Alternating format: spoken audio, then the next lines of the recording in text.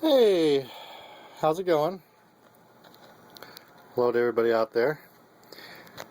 I wanted to discuss today another gun that I have that is, I don't know, maybe worth selling, maybe worth keeping.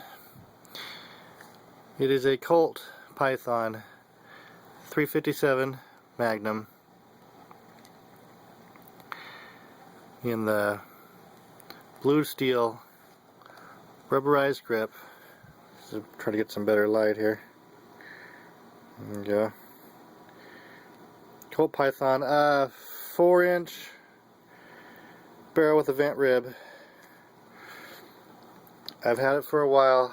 It's a great gun, very, very smooth action, incredibly smooth. I mean, it's just so smooth. This gun, the only problem I can see is on the end. It's got a little bit of a marking coming off the blue. It's right at the end there from carrying or storage or whatnot.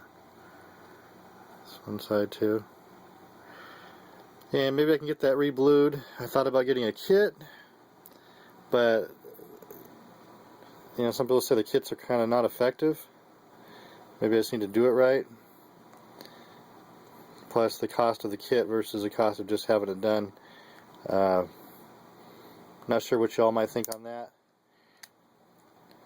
I know it shoots 38s as well, 38 special. But I just get the 357 Magnums usually shooting out of it. Anyway, I thought I saw this for around, oh man, I want to say $1,100-1,200 bucks, you know, used. But I thought maybe I can get a little opinion from you guys.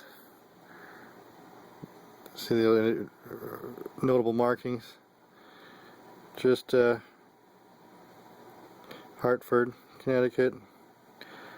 Won't bother you with the serial number,